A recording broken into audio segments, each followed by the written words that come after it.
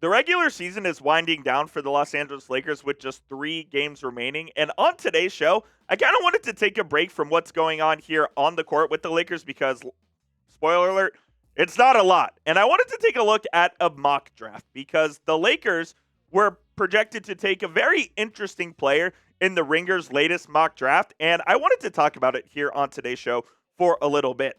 We haven't talked much draft here on the show, so this will be the introduction into the 2026 NBA draft process here.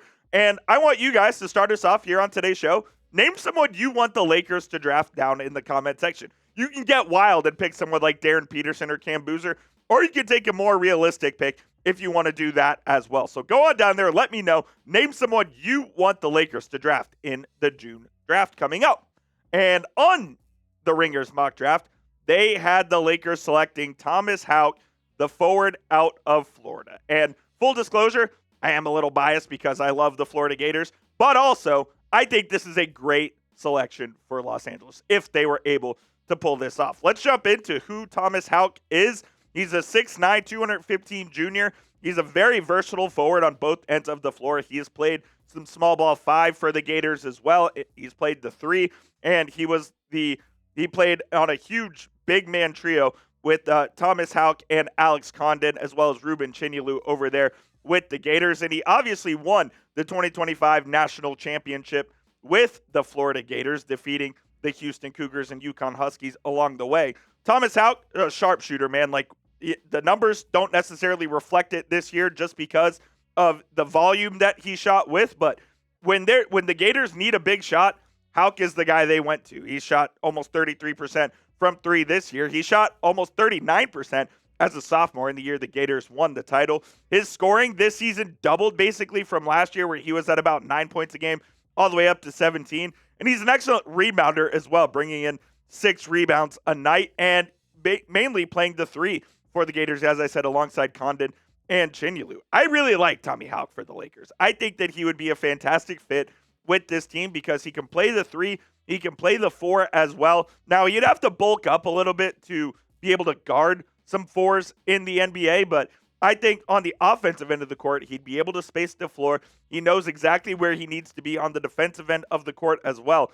And I think this would be a really good option for J.J. Redick and the Los Angeles Lakers. Let's get it over to Kyle Mann, who wrote this breakdown on Thomas Haugh. He said, seeing as the stewardship of offensive possessions are more or less accounted for in Lakerland for the next several years with Luka Doncic and Austin Reaves piloting the ship, their target should be multifaceted players with low waist and low errors who also play with a high motor and high feel. That is Thomas Haugh. Although his virtues are so obvious that it's possible that he won't be available for Los Angeles here, he could be picked in the early 20s as well. If he is, the versatile Gator forward, should be enough of a spacer, cutter, and passer on offense and a dogged worker on defense to fit exactly what new leadership is looking for. And that's kind of what I said as well. Like, I just think that his versatility and his work ethic will fit right in with Los Angeles and what they need. I think Thomas Haugh can come right in and play 20 minutes a night for this Los Angeles Lakers team as a rotational player.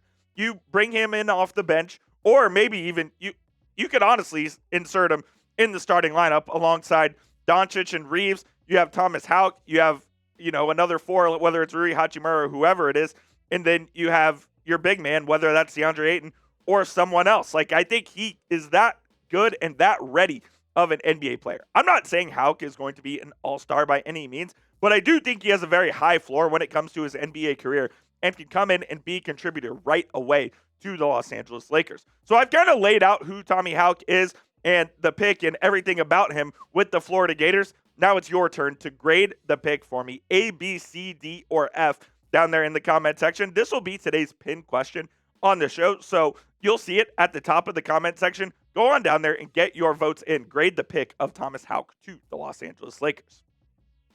I think it's a B+ at worst. When you're looking for what the Lakers need this offseason and how they can complement this roster around Luka Doncic and Austin Reaves, who we widely assume will be back on, probably a max contract, essentially.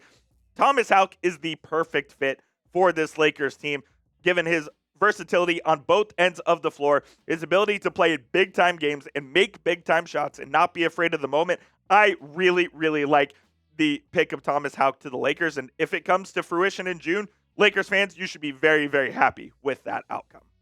The playoff push is here, and there's no better way to cash in if you're right on the high-flying hoops action than PrizePicks, America's #1 sports picks app. Every bucket, every dime, and every win means that much more when you're playing on PrizePicks. And with their brand new Team Picks markets, you can now pick game winners, spreads, and totals on top of the player picks you already know.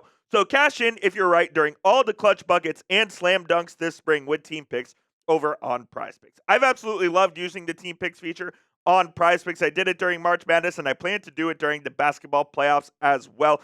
It's super easy. All you have to do is you just select which team you think will win, and you could cash in. Team Picks are available in now 35 states, including California, Texas, Georgia, Washington, and more. It makes it super easy to pick game winners, spreads, and totals on PrizePicks. And I also have a daily fantasy lineup projection because they still do those as well. I'm taking the less on Jalen Brunson points, the more on Neemias Queta points, rebounds, and assists, and the more on LeBron James points as well. Download the PrizePicks app today and pick your first game winner, spread, or total as the playoff push rolls on, and get $50 in daily fantasy lineups when you play your first $5 lineup when you use code CLNS. That's code CLNS to get daily $50 in daily fantasy lineups when you play your first $5 lineup.